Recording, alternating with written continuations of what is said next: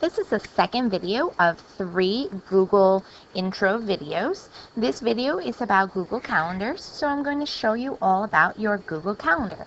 You can see that I've already selected my calendar, and I'm starting here so you can see the calendar set up from the beginning. It's going to take you through 4 steps to set up your calendar. So we're going to click on Next, Set Time Zone. And we're going to make sure that it has the correct time zone. And remember, all of these settings can be changed once you walk through the initial setup. We're going to click on Next, Get Reminded About Events. This is going to ask you how you would like to be reminded. So when there's an event on your calendar, would you like a pop-up message or would you like a text message? By default, I'm going to keep it at pop-up, and I'm going to change this to 15 minutes, which means 15 minutes before that event, I will get a pop-up message letting me know about the event. I'm going to click on Next, Create Your First Event, and it's just going to give me a little intro about how I can make this event. I'm going to click on Start Using Calendar so we can begin this lesson. So right on the left here, this is where we're going to start our training. If I click on the word My Calendars, it's going to pull a drop down and it's going to show me My Calendar. Now for training purposes, my account is called Training Teacher, so this is My Calendar. If your name was Amanda Burns, the calendar would say Amanda Burns. Underneath My Calendars would be any additional calendars you have.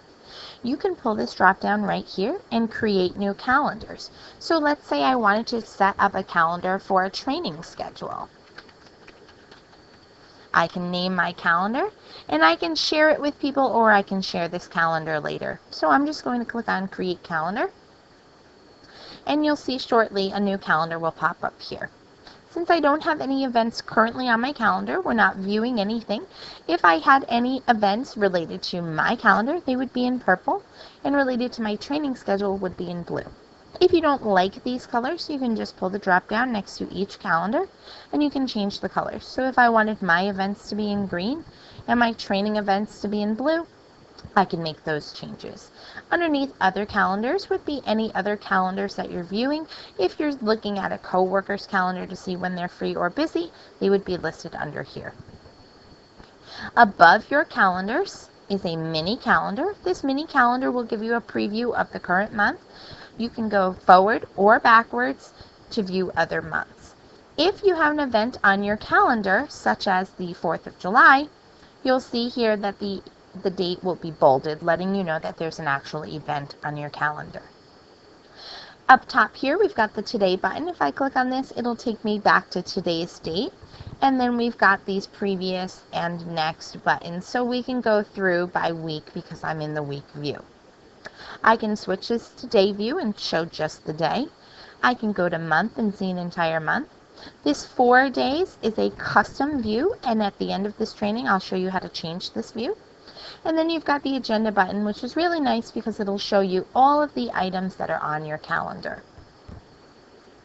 So I'm just going to click back on month view so we can see the entire month. So I'm going to show you how to insert a calendar event. There's 3 ways that you can insert a calendar event. You can click directly in the day and then just type out the event. You can click on Create Event, or you can edit the event. So I'm just going to click on Create Event. The next way to insert an event is to click on Create, and this will take you into a more advanced calendar item. The same would go as if you clicked on Event Details previously. So I'm just going to make another training, and this time I'm going to change the date. So just by clicking in here, I can choose any day on the calendar that I'd like. So let's choose Wednesday the 24th, and by clicking in here I can change the time. So let's make it at 11 a.m. Now you can be specific, you don't have to do just the time sets here. So if I wanted it to go to 12:40, I can make those changes. Okay, the next items underneath are all day and repeat. If this was an all day event, I could select this and that would blank out the time. I'm going to uncheck that. The next option is repeat. If this is a recurring event, I can click on repeat and change the recurrence. So we can repeat, you can see here, daily, every weekday, weekly, monthly, yearly, and so on. So you just set your parameters in here and click on done. I'm going to click on cancel because this is not a repeat event. In the event details, we're going to fill out the where and the description.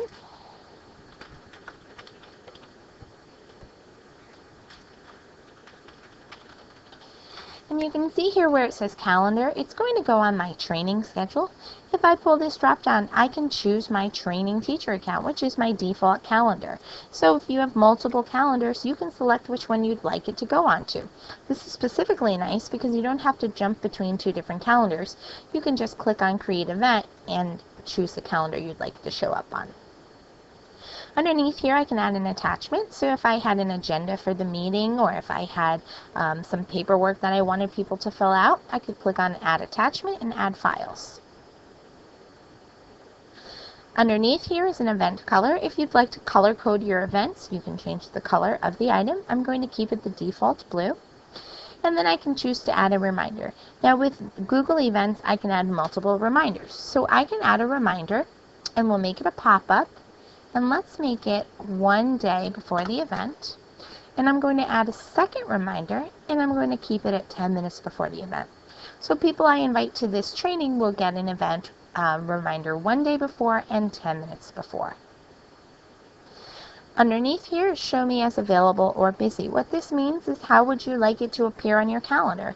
If this is an all-day event and it's more like a reminder for yourself that there is a special event going on at the school, you may be available, but you want that on your calendar, so you can choose between busy and available. On the right, this is where we're going to invite people to our event. So I'm just going to type in some people's names.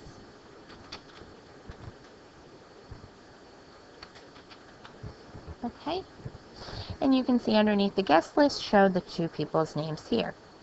Underneath this guest list is suggested times. When I click on this, it's going to look at all of the guest calendars and let me know a time that all participants can attend. So I can see here that 11 a.m. and 3 p.m. would be perfect times to hold this meeting.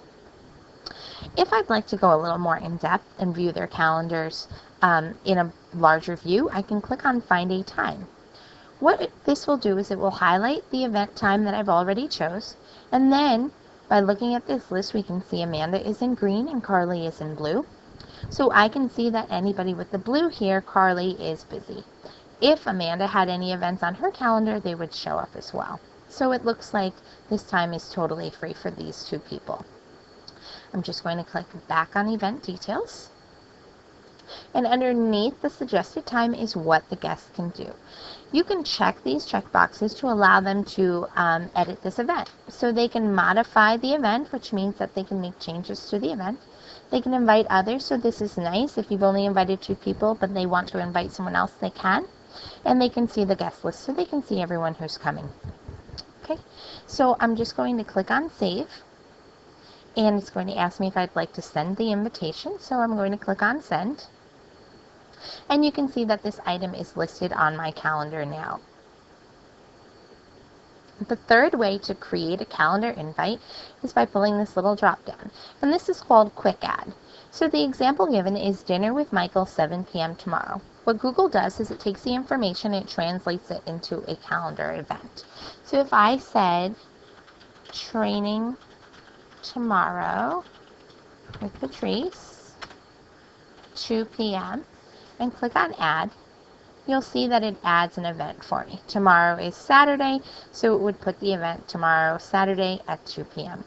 If I wanted to make any changes to this event, I could just double click and I can make these changes. So if I realize I don't want to hold the training on a weekend, I can come in here and I can make these changes. The next thing I'm going to do is show you how to share your calendar. So once you've created your calendars, you have the ability to share them so other people can view them.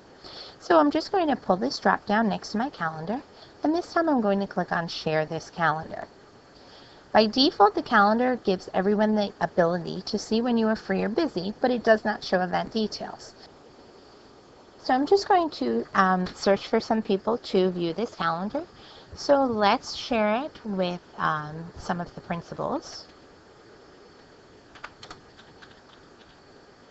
Okay, so you can see right now they're going to get more rights than the See Only Free and Busy. They'll get the ability to see all event details. If I wanted to, I could pull the drop down, per user, and I can give them the ability to change the events so they can go in and change this calendar, or I can give them the ability to make changes and manage sharing so they could also share out my calendar. So I'm just going to click on Save, and those people will now have the rights to edit this calendar. And you can see, since we've added a couple of events, my training teacher account, which is my default account, the events are in green, and my training schedule account, the events are in blue because I chose that. I'm just going to pull this drop down and change them to red so you can see the difference. Now, if I wanted to view just my personal Yorktown account, I could pull this drop down and display only this calendar. You'll see all of my training schedule events have been hidden. At any point when I want to view this again, I'm just going to click on this little box, and then once it's showing its color, you'll see the events are back. If I no longer want the calendar, I can hide this calendar from the list, and then I won't be viewing it. So now I'm going to show you some quick settings for your calendar. I'm just going to come up top to this settings icon and pull the drop down and choose settings. So for most of you, these settings will change the same. You'll keep the same date format and time format. Underneath is default meeting length. So for instance, if you always schedule meetings and they're usually 30 minutes each, you can change your default meeting length. So Google defaults to a 30-minute time period. Of course, as I showed you when creating an event, you can change the time to be anything that you'd like. The next item is when does the week start? So what day does your week start on? You can choose Sunday, Monday, or a Saturday. Do you choose to show weekends on your calendar? By default, I have it as no for myself because I don't want to see the weekends. I'd like to just see the weekdays. Your default view is what you'll view when you open up your Google Calendar. It defaults to week. I'm going to keep it at week. And with not showing weekends, I will only see Monday through Friday. And then we've got a custom view here. So I'm going to change my custom view to 7 days, which will then show me weekends. I can type in my location and choose to show weather on my calendar as well. So I'm going to type in Yorktown, New York, and show weather. Underneath this, show events you have declined. What this means is if somebody invites you to an event, but you cannot make it, would you like to still see that on your calendar? I'm going to click on no so it doesn't confuse me.